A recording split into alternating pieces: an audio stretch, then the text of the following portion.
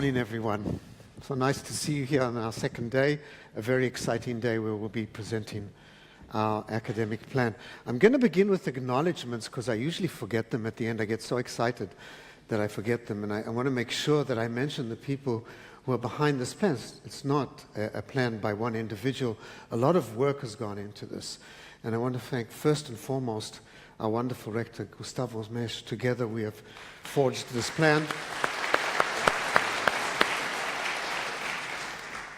Baruch Marzan, our Vice President for Administrative Issues, all our deans, of course, and sitting there in the corner is a person who keeps my thoughts straight. Thank you so much, Libby. Nothing of this would have been possible without you. So we're going to present here a strategic plan for the university. I must say I presented it first to Muli Eden, was the first person I presented it to. And Muli said to me after hearing it, this is going to be great. It's going to be great success or a great failure. And we'll see as we move ahead. So in putting this plan together, we thought of a few things. We're reaching the age of 45. Where do we want to be when we hit middle age? Have we achieved our dreams? I don't think so. When we look at ourselves and compare ourselves to the other young universities, we've made wonderful strides, but they have outpaced us. And we try to understand in this presentation what happened. Why didn't we move at a pace that the other universities moved? And we discovered a series of issues which we think are important, and they are the underpinnings of this plan. I would say first and foremost, there's a geographic impediment to this campus. We are in a beautiful location. As you know, this is one of the finest places that you'll ever find for a university, but it's a terrible place for a university. It's cut off from transportation, it's cut off from the city, it's extremely difficult to get to, and once you get here, you'll never find parking for your car, and you know what it's like. So geographically, this is not the perfect place for a university. We're also cut off from many of our points of interest. If you, for instance, want to do medical science, why wouldn't you be close to a hospital? Why would you be up on a mountain? Or if you want to do oceanographic studies. The other issue is that we, a number of years ago, decided that we would not do engineering because we have the wonderful Technion just down the road. That is a mistake. There is no school, no university that does not have engineering, unless you happen to be an LSE or something along those lines, a Sciences Po. Those are very rare institutions. And finally, the last issue that came up is that we discovered, I think most of the people in this room don't need a discovery to know this, that we never paid attention to our corporate culture. We never really branded ourselves very clearly. And so those are the issues that were sort of the underpinnings of what you're going to see right now. And so who are we? So first, our vision. We see ourselves as a transformative university for a transforming society. Israeli society is going through tremendous changes right now. We want to be in the forefront of those changes. And that is part of our mission. We want to realize the human capital we have over here. We want to be excellent in all our aspects. And our brand, that plays out of that, of course, is creating a new Israeli middle class. It is embracive. All the various tribes that make up Israeli society will be part of that middle class. We are positioned in the north here, perhaps better than any other university, to expand that middle class. And as you heard yesterday from Muli and from others, part of that process demands a reskilling for an uncertain future. What we teach today might be entirely redundant in the future. The way technology is transforming our lives, we have no idea what professions will remain as we move on. Therefore, we have to reskill our students and ourselves for an uncertain future. Our solution, we're a little behind here, right? Yeah, anyway, our solution, we'll move on, is a multiversity. There it is. Thank you. A multiversity, let's give just a shorthand answer what a multiversity is all about. It's multiple campuses, it's multiple disciplinary combinations, it is students and faculty of multiple backgrounds. That, in a nutshell, is a multiversity, which of course we'll explain as we move on. So there are a number of models for different universities. And you know them, I can just go through very quickly, just mention them. There is a single campus model. If you are Tel Aviv, you can afford to have a single campus model. You're in the center of the country, everybody will gravitate towards you. There are other models. There is a random multi-campus model. A great example of that is Jerusalem. Those of us who went to the Hebrew University know that for no reason other than politics, that university has two large campuses, not to mention Rehovot. I'm not quite sure the history of Rehovot, but the two large campuses in Jerusalem, those are just random. Those are due to political circumstances. Then there are multi-campus options. We have here Mark Yudoff, who's very familiar with, of course, the University of California model. But those, each campus is independent with their own president, their own provost. And then there's a model. It exists, I use the example in the states of Arizona State because it's closest to what we're talking about right now. It is one university that has multiple points of entry, which we call for shorthand here portals. And that is the model that we're trying to address right now. So let's have a look at the University of Haifa very briefly. You know the place well. It has 614 faculty members, 7 faculties, I point out there, no engineering, no medicine. Students, continuous rise, we're about 18,000 today. This is our campus. We have small outposts in the port, a very small outpost in the port, and gradually we've been starting to move our marine sciences down to the seafront. We have a balanced budget. We are rising in the national research model. All these things are very important. It's a solid university, but it's very, very conservative. It has not taken any risks. And without risks, we're probably not going to move forward. So this is the idea for the new university. Let's have a look at the map. First of all, before the map. So multiple portals in the north. I think the point here is very simple. We need to be close to where it makes most sense. If we are doing life sciences that has human aspects, we should be close to a hospital. If we're doing marine sciences, we need to be close to the sea. Each campus has a specialization with interfaces to the other portals, meaning nothing is independent, everything is networked together. And this network, there has to be collaborations between the disciplines in the portals. There is no such thing anymore as disciplinary academia. The walls of disciplines have to come down, and there has to be collaborations between the various fields. And a very important aspect is we have to understand that when we create students with a BA, they need to get into the marketplace. We need to have a much stronger interface with industry and business. We don't have anything like that at this particular point. And finally, diversity. It's diversity of fields. It's diversity of our students. Through diversity, we thrive. Through diversity, we become much more enriched in our own lives. So let's try and see what the map of this campus looks like. You know our main campus, the university that we're in right now. It was originally built for 8,000 students. We're 18,000 students right now. We're bursting at our seams. We have nowhere to, we do have a master plan, but it doesn't really solve any of the problems that we have right now of aging infrastructure, poor transportation, isolation. None of this can be solved by the campus in which we exist right now.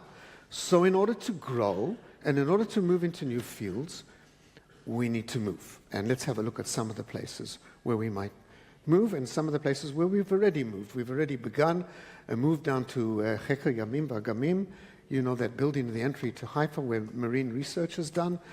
There we have a whole series of equipment that we bought thanks to the Helmsley Charitable Trust.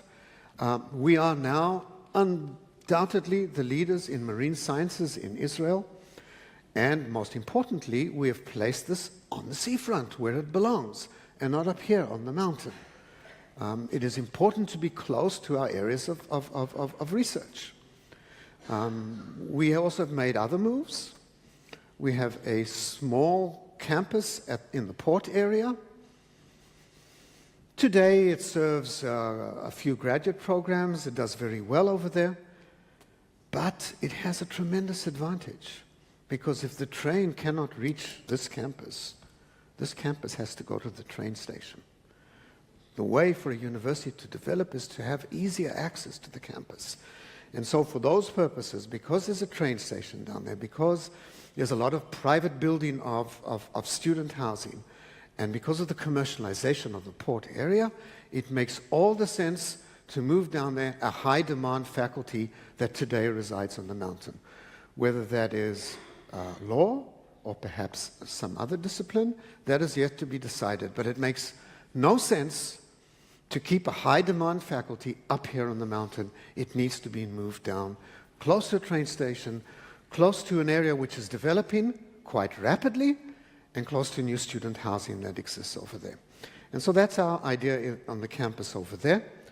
WIZO, which will probably be our first merger as we move forward, is an incredible school of industrial design. You'll hear a little bit more about that as we move on there.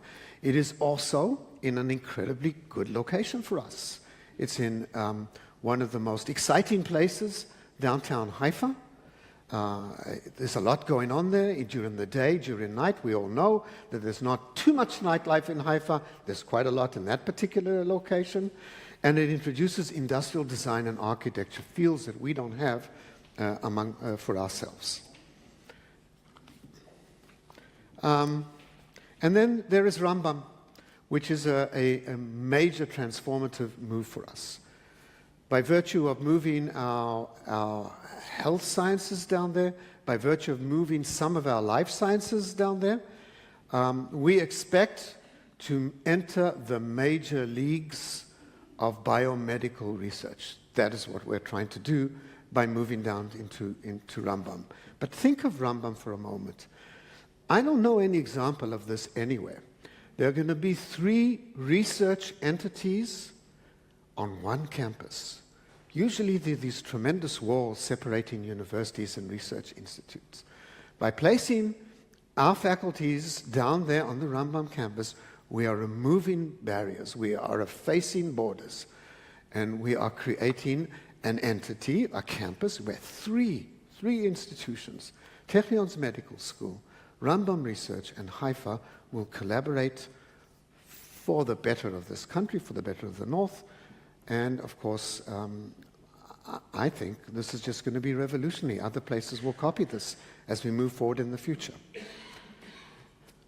Finally, the last, and definitely not the least, is the merger which we hope to conclude with Browder. This is once again a transformative move for the university by integrating engineering into the campus.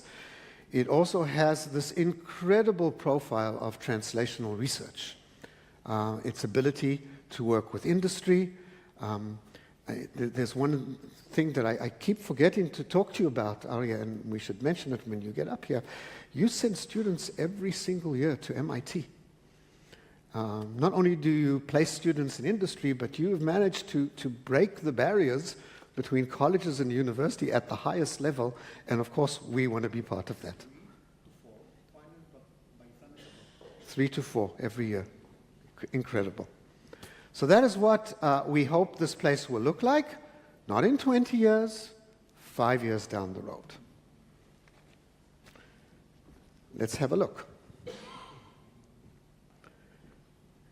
This is what the university will look like.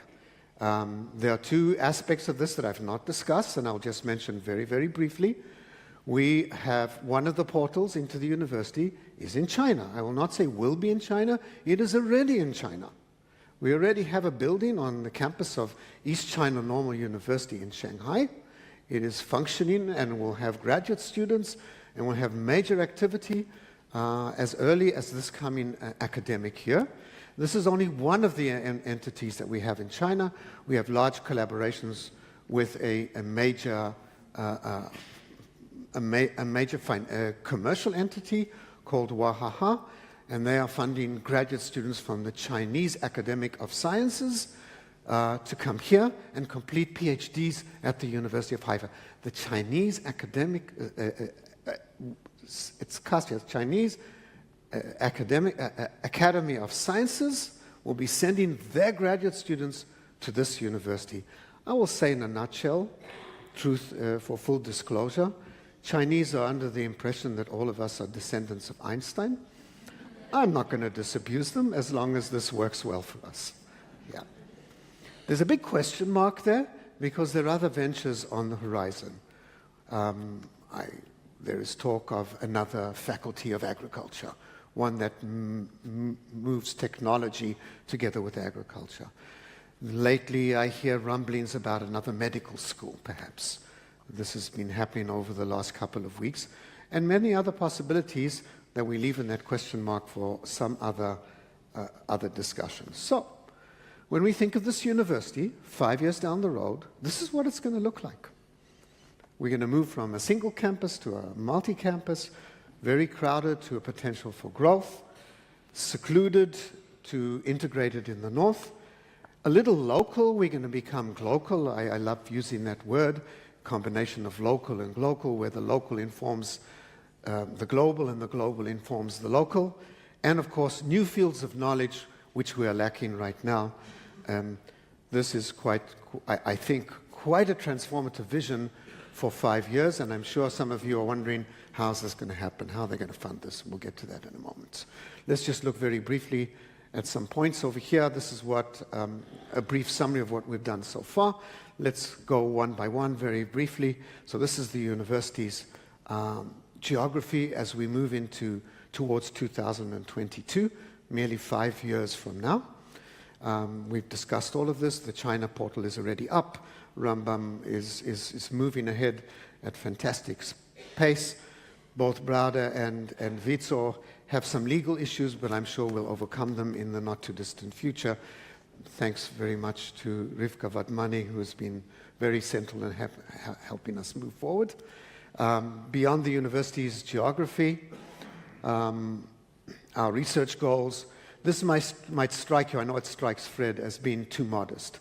Moving in the research model from 8% from 7% to 8%. That's not modest at all. This is a closed box. If to go up, somebody else has to go down. And while we're being very aggressive about this, none of this will happen, this rise will not happen if somebody else doesn't sink. So I think this is realistic. We are not in the famous Shanghai 500 list of top universities. We have to be there. And we have to be there soon. And that is a major goal for us. And of course, we need new research infrastructure. Rambam, ECNU offer us that goal. For academic targets, I'm sure Gustavo will talk about this a little bit more. I'm going to try and, there's a line there which might strike you as a little weird. What indeed is transdisciplinary and what is antidisciplinary. I was fumbling for a term to describe problem-based research. Research that is not focused on one particular discipline. One particular discipline is not the main foci for a multi-problem issue, but it's problem-based. And there are multiple terms out there, but that is what we're going to do in the future. We are lowering walls between institutions of higher education, between faculties, between departments. That is the way future research will happen, at least here on this campus, we hope. We are first and foremost a republic of scholars, the faculty over here. And if we want to achieve social goals, and we absolutely do, we first and foremost have to focus on the fact that we need a strong research-centric corporate culture.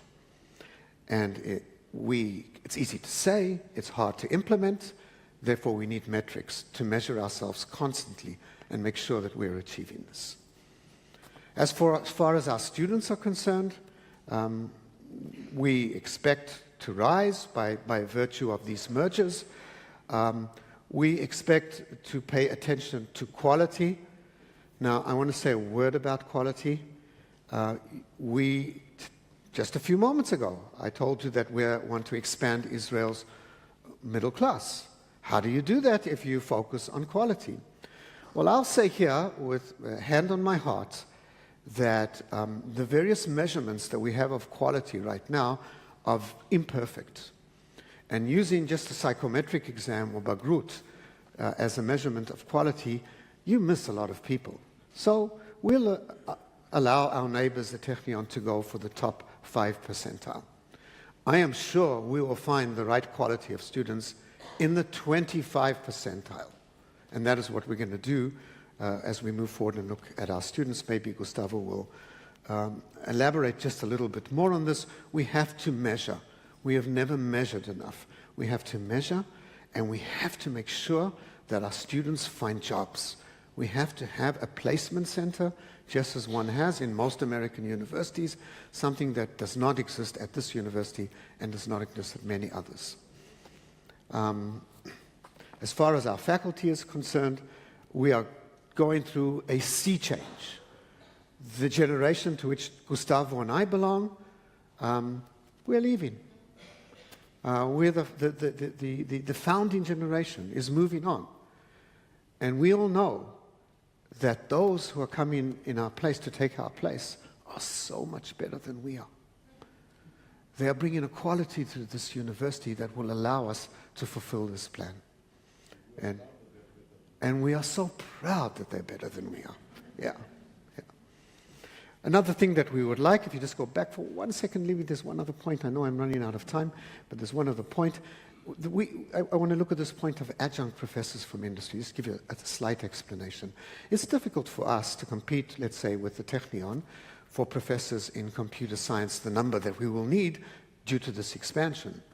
Muli came up with this idea of using professors or using people from industry who have skills that maybe a professor who spent his or her entire life in academia doesn't have, as teachers and as faculty in expanding some of the programs where we might discover that it is a little difficult to find the number of people and the quality of people that we want. And of course, we will always focus on diversity, whether it's gender diversity or ethnic diversity. That is part of our ID, our Tudat Zeut.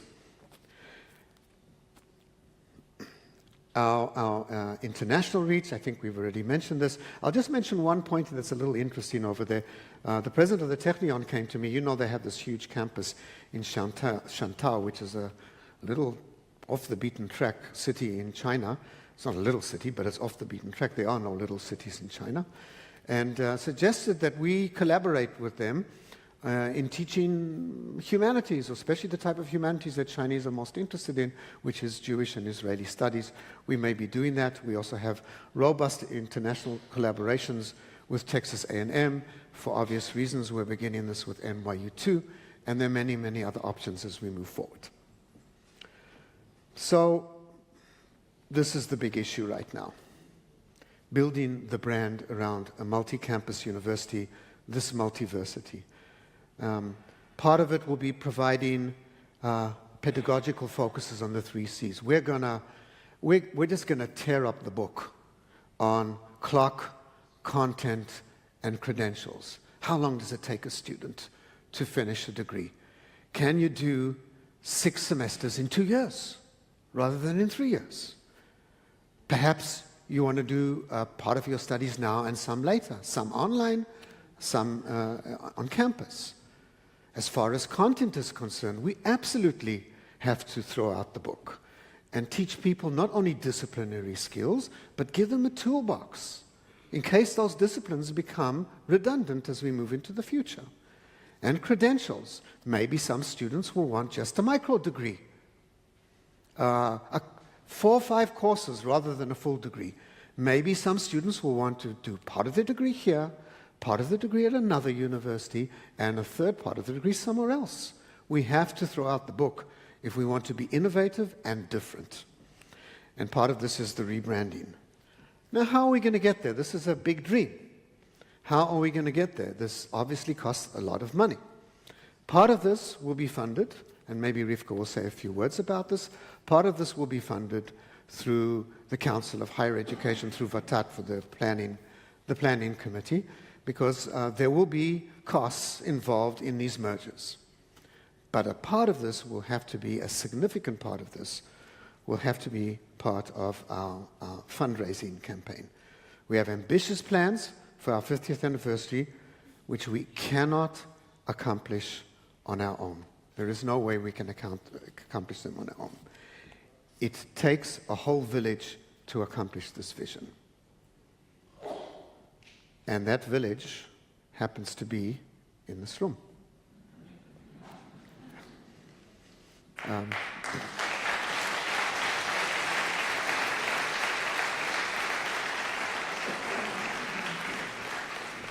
So I call upon all of you to join us in this exciting adventure. It's going to be like a rapid train ride in Disneyland. It's 5 years. And there are going to be ups and there are going to be downs. But I assure you all, this shall be accomplished. And I thank you all for your attention.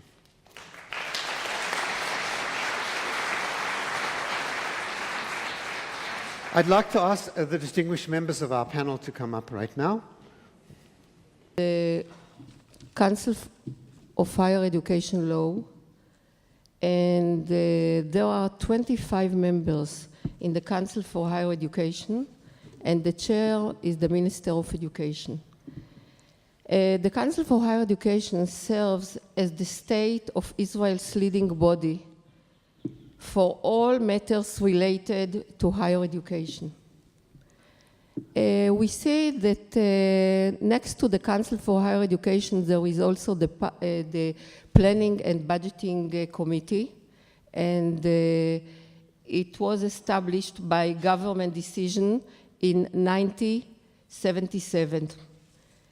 There are 7 members, including the chairs, and 1 member is also a member of the Council for Higher Education, and that's me. And the Planning and Budgeting Committee plans the development of higher education system at the national level, taking into account both academic and national needs, and allocates the budget to the budgeted higher education institutions. There are interfaces between the Council of Higher Education and the Planning and Budgeting Committee with the government, all ministries like the Ministry of Finance, Education, Health, etc. And there are also very tight connections with the higher education institutions. There are 63 higher education institutions in Israel, 9 public universities, 8 research universities, and 1 open university, and 54 colleges, 20 academic public colleges, 13 academic private colleges, and 21 teacher training colleges that there are public. In Israel, we have now 310,000 students, and we can see that for the bachelor's degree, we have approximately 240,000, for the master degree, 61,000, etc. The Israeli higher system has grown dramatically since the early 90s, from 70,000 students 2 decades ago, that's all, to 310,000 students this year, and from just 7 universities and 5 public academic colleges to 63 institutions spread all over the country. The significance of such an expansion is remarkable for better access to education and for social mobility. And here we can see the development of higher education institutions. At the early 90s, we have only 5 public academic colleges, and now we have 20 colleges. At the early 90s, we have approximately 55,000 students who were BA students for the bachelor degree. And now we have almost 200,000 students. But we can see also that 85% studied in the university, and only today we have 37% who are studying in the universities. And we see a big change that we have today more than 60% that are studying in the colleges.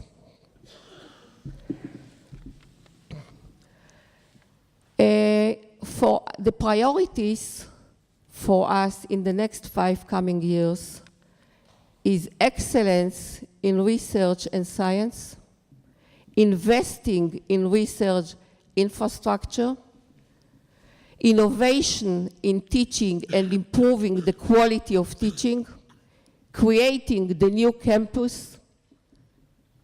It's very similar what we heard before from Professor Ron Rubin. And promoting internationalization in higher education, increasing the amount of faculty and students, particularly in the field of engineering and computer science, merging of education colleges and their transition to the responsibility of the Planning and Budgeting Committee for improving the quality of teacher training. And I hope that I'll have time afterwards to give more explanation about it. Integration of special groups into the higher education system, Arabs, Bedouins, Haredim, Ethiopians, and residents of the periphery, strengthening humanities and social studies, and promoting women in academia. Thank you. Thank you, Ritka. I think that was a very important overview. And now we move to Professor Biar commenting on the program and the challenges for the Rambam Hospital in this program. Okay, well, thank you very much. First of all, I want to congratulate Professor Rubin for this great program of the Multi-University which he presented to us, where we take one part of that. But this part also is not only one, it's a combination of a few numbers, that the sum of it is much greater than the sum of the numbers. As you, most of you know, Rambam is close to its 80th years. I mean, next year we're celebrating 80th anniversary. It started, you know, as a small hospital when Israel was founded, about 200 bed. After 10 years of being the regional British hospital, and over the time it grew to 1,000 beds. So it's the only large center in the north of Israel, and it became actually strongly, academic by creating Faculty of Medicine out of his team in the early 70s. So we're talking about over 45 years of really a strong academic involvement. And the concept was, from the very beginning of founding the academic part of the hospital, the concept was, let us merge medicine and engineering, because the future is going to be technology, future of medicine. And this was a vision that was actually carved by Professor Ehrlich, who's the first, was a surgeon that did the first kidney transplant in Israel, and was the first dean of the Faculty of Medicine at the Technion. And actually, what happened at that time is that initially a medical school was formed, and for 1 year they were looking for a university. It took some time until this decision to actually merge with the Technion, which was not the natural merge, or at least the typical mergers that you see in the world. Now, we are having an annual event called the Rambam Summit for the last 8 years. Yesterday evening, when you had your event here, we had our Rambam Summit yesterday. And the slogan there is, where medicine, technology, and humanity intertwine. So we all understand and I think connect to the fact that medicine and technology really change the future of medicine. All the huge advances in medicine has happened through technology. But if you don't connect it to humanity, you lose it all. And people that were yesterday and many years go through Rambam, they see the humanity part of it.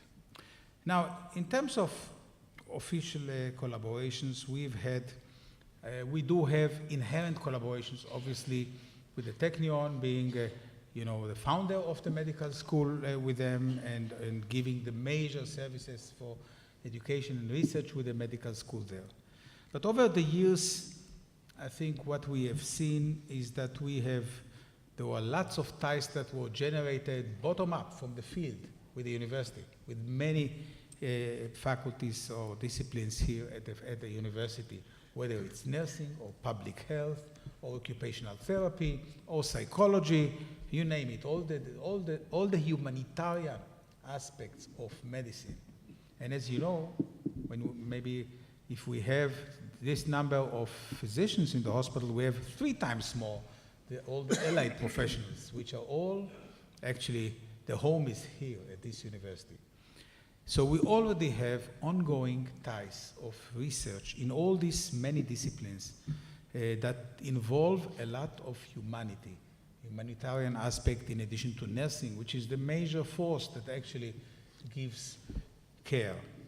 And care of the hospital is very important. With all the technological advancement, we still are the main vision goal is the patient and the worker, the healthcare worker in the center. I mean, they are the ones. I mean, it's always that the physicians and the nurses should have the direct contact with the patient, whether you have computer, whether you have big data or small data or deep learning or whatever you call it, you have to have this relationship. And there are many other disciplines where we have had long-term collaborations, whether it's brain imaging or other genetic studies done with your biology research here, or some ideas that come from marine biology. We know that some of the major drugs in medicine came from marine biology research, and I'm sure there are lots of to be discovered in the future. So the merge and a more robust merge with the University of Haifa is actually a must, and we've already thought it for several years, and now the time is, I think, ripe for that. And there's an opportunity, huge opportunity, because we are now building a 20-floor tower, as we saw here. And this tower, I think, would be ideal location for establishing the Haifa University part of it, life science. And the concept about this tower, which we still are discussing the name, whether it's a health discovery tower or biomedical discovery tower, but the essence is that you should have there the actual research next to the patient, close to where the clinical work is being done. I mean, it's different when a researcher sits, half an hour to 1 hour, maybe more from the hospital, and tell the doctor, come to me, I have great ideas, let's do to collaborate. Or when you really are next to each other, you jump to his room, you have this, what we call corridor talks, that cause you to develop and and develop according to the needs that you see on the ground. And I've seen it in many places. I can give you an example for example, we're talking about engineering. I've been at Johns Hopkins many years for my training and they have two disciplines. There is the homework discipline, which is about half an hour away. We have the engineering school and everything, and there is the facility next to the hospital, and it's free for the scientists to select where do you want to sit. In a quieter place, more spacious, with the bigger rooms, and you have a space for each student to sit and have a computer for everyone, or in a very much tighter place next to the hospital, where you hardly sit next to each other, but you are closer to the patient, and most of the people select and fight over the site next to the clinical care. So I think this move to really get with the concept of a multi-university, to have a campus that will be there in the medical campus, for, let's say, from a Rambam head, it's a great upgrade of the campus itself. You will have the entire full spectrum of health-associated disciplines. It will be completely integrated, what we have missed so far. And it will also, combine the technology part of that, the startup companies, the connection with the industry, which was so highly commented yesterday, by the way, by two major people that were at the Rambam Summit, Professor Richard Horton, editor of The Lancet, and Professor Jeff Drazen, editor of New England Journal of Medicine, the two leading journals. By the way, they said it's the first time that they were in one room. It was an amazing crosstalk between England and New England. Yeah, well, I'll tell you, this was also raised quite extensively. And the way to peace should go through medicine.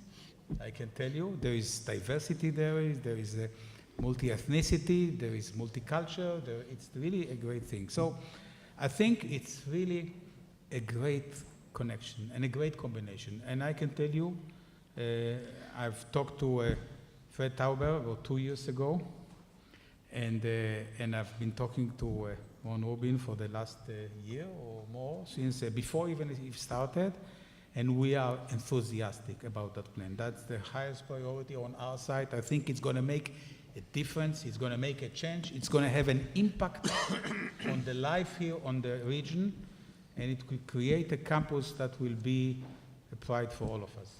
So thank you. Thank you.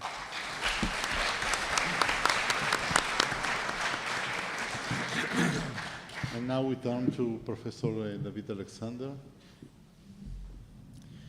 from the Bernfeld College of Design and Architecture. Good morning. There's a dispute going on about our name. Are we the Neri Bloomfield School of Design? Are we the Witzow Haifa School? We're looking forward to the merger to be called Haifa University. Allow me to begin with two personal observations. My alma mater may be Tel Aviv University, but I'm totally at home and back at home at Haifa University. I have been teaching here for 16 years a course, Professor Tauber, on political satire. And I truly thank you for your kindness in mentioning this fact. And the assumption that political satire is funny, it's not in Israel, sir. First of all, because life is much funnier than political satire, alas. And my students will think that this was not a funny course because it began at 8 o'clock in the morning. Many of whom I think still bear the scars of this encounter. I loved every minute, and I think that the university did also. Secondly, I have mentioned a few times, including this morning, the fact that I have been with the School of Design for now almost 15 years. More than 12 years ago, for the first time, we initiated the idea of becoming part of the Haifa University. And as all great visions and thoughts, evidently takes time to become a reality. But I think that what is more important is that it takes time to find the proper and eager companions and partners for this move. And I wish to begin by thanking heartily Professor Ron Rubin and Professor Gustavo Mesh for being, for the last few months, almost a year I think, amazing partners to this dialogue and negotiations. I've been around for many years, as I mentioned, not only within the school, but in the cultural areas of various areas in Israel. I have scarcely met two fine gentlemen who were coming to these discussions and to this idea with willingness and curiosity and an input that exceeded all our expectations. Thank you.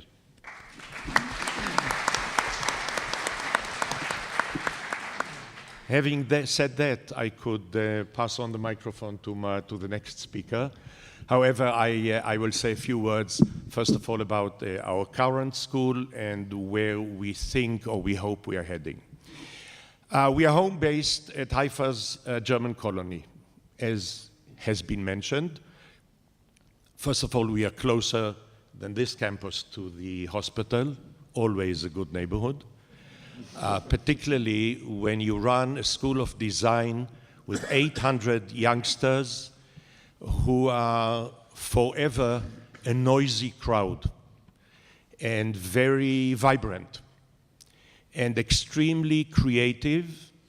And this would go for all art schools and design schools. I think there's no speciality in this particular profile, but I do wish to mention, and we have to mention, to bear in mind, that besides the fact that we train our students, girls and boys, to become designers and architects and various other sub-areas of the arts and creativity, all 800 of them, and I hope that with the merger, Professor Rubin, we will reach 1,000 students, because I think that this would be the ideal size of an academy of design.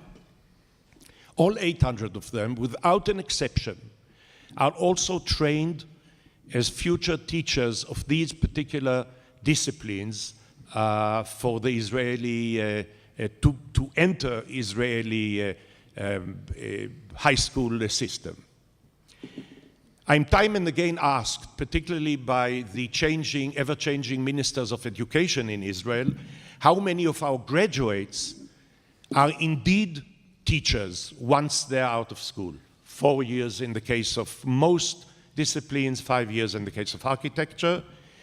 And the formal answer is between 25 and 30%. That's on an optimistic year. Not all our students would find their future homes within the school system. The schooling system in Israel does not actually need, alas, that many graduates in the arts, and this is a point to be discussed elsewhere. But I can say without hesitation that all 100% of our graduates excuse me, are minded to society, to community, and to the central issues that are on Israeli agenda. This is the point to invite all of you to come over to the German colony towards mid-July, when we open our traditional graduates exhibition. When you walk through the 4 floors of the building, and you encounter the works that the students, the graduates have been doing, I think that I can spare you this particular presentation because it speaks for itself. Most of the works in all departments, in all disciplines, would relate to current issues on the Israelis' daily, day-to-day agenda, politically, socially, culturally, and so on. This is what we bring with us to the dialogue with Haifa University. We bring with us one more factor. Being a small school, there are 4 academic, highly valued academic institutions of design in Israel, headed, of course, by Bezalel, and there are 2 more besides ourselves. We pride ourselves, except for the educational point, at the fact that we are the only school of design home-based in the north. I have gone through a minute, or I have 1 minute left.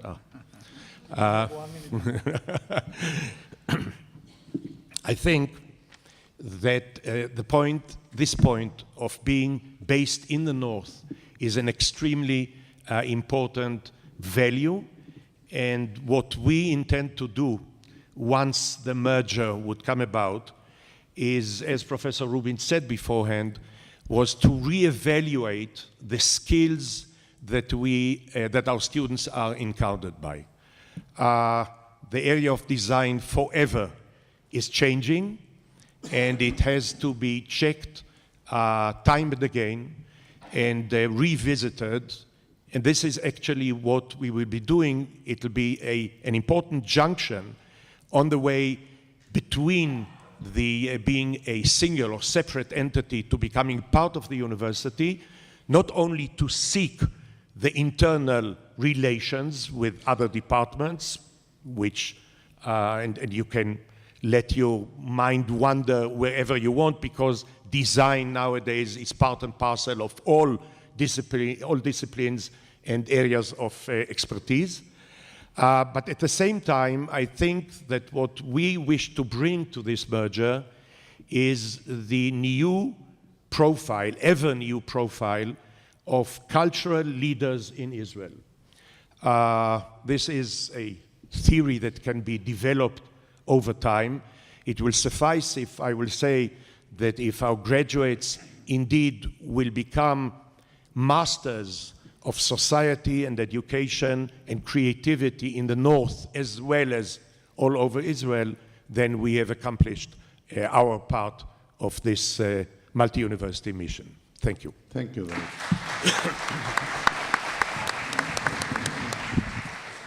Professor Arya Marshak, the president of the College of Engineering Broward.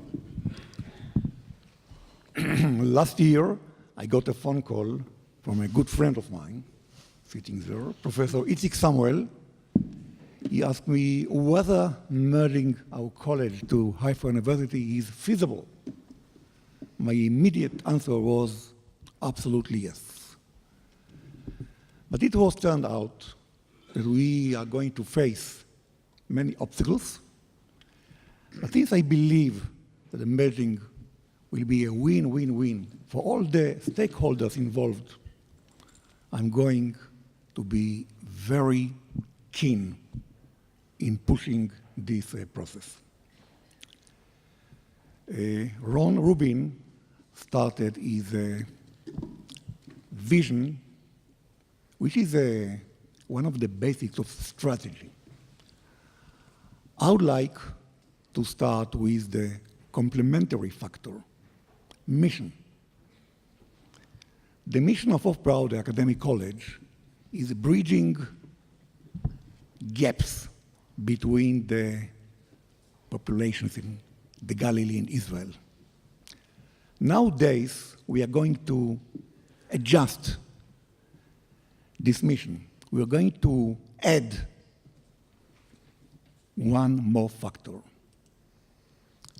We will add the notion of upgrading the productivity of the industry in the Galilee and Israel. Most of the outcome of the in Israel industry is not the high-tech. It's the classical, traditional industry, like food, metal, plastic, etc. We established in our college centers for applied science in nanotechnology, in plastics, in data mining, and above all, we have the main center that will be in charge of upgrading the productivity of the industry around us. Productivity is based on two factors: the efficiency of the process and the quality of the product. The quality means both the engineering quality and the perceived quality. The brand, the logo, the reputation, etc. And we know that the traditional industry in the Galilee lacks these important factors of productivity. And we are going to take advantage of our very unique platform, the internship. We have students in more than 200 plants, factories, companies in the Galilee. They are doing their internship. They are devoting 1,000 hours in the first semester of the fourth year, and it will count into their credentials. These students are monitored by both a senior engineer in the plant and a faculty, a senior faculty. And it was turned out that we have a very unique platform to improve the productivity of our industry. We can use the students to diagnose the problem, because engineering is, first of all, problem solving. And after diagnosis, the student, with the help of the guide, will offer the prognosis, the way to solve the problem. Soon, inexpensive, in a proper time frame and volume. So, orientation toward industry is maybe the main feature of our college. And we are very interested in recruiting new, brilliant, young faculty that are interested in applied science. And in fact, we already started with this process. We just recruited a brilliant faculty. She came from Raphael, and she is an expert in nanotechnology. We are going to embrace her and offer her all the money, time, and assistance in order to develop the nanotechnology center. As I stated before, I strongly believe that the University of Haifa, our college, the Galilee, and the country will enjoy this exceptional merging. Thank you, Ron. Thank you. Before we turn to the questions, I will try to summarize a little bit of what has been heard now. First of all, I really want to thank Ron for putting in a very brief time such a large model, because it is actually a very comprehensive one, and to put it in a presentation in a very brief time was really an art. Okay. I think that one of the things that we have to pay attention is that this model is a real challenge. And it is a challenge because it is a new model based on a new form of social organization, of scientific social organization, that reflects the changes of society in the 21st century. It is first of all a network approach. The university is reaching out to partnerships, to mergers, in order to really take with the partners a new mission, the mission of new scientific knowledge that is needed to face the important problems that we are facing in the world that cannot be anymore solved by one university alone, in particular our university that lacks a large number of disciplines. And I think that Professor Biar, together with Professor Alexander and Marshall, have put that in a very nice way in 4 or 5 words. Science, technology, medicine, human and social sciences, and design. And I think that these are really, summarizing each one of you, these are really a complete different approach, because actually we are speaking about interdisciplinary and transdisciplinary research and teaching that is innovative to new and old problems of science and in the benefit of humanity. Externally, it means what we have seen. First of all, establishing trust between the different partners at different levels of strategic alliances. And the trust is an important component because it will allow the activation of all the potential links between the organizations and within the organizations. Blurring and making to different degrees permeable the boundaries between the institutions. In the case of Rambam and Haifa, the borders will be permeable in the area that we have joint interest. In the case of the design college, they will become an integral part of University of Haifa, but also bringing their own culture and their own strength. The goal is to diversify and expand the fields of university, but mostly to create new synergies with our strategic partners and new knowledge. For the academic faculty, and I represent them, it is a real shift in our thinking. We are used to work in small boxes with rigid boundaries, 69 departments, each one representing a different discipline, isolated one to the other. We will now be required to think of knowledge resulting not from isolated departments and disciplines, but to invest time and energy on how to make our internal borders as well as our external borders permeable to allow the collaboration and the diffusion of ideas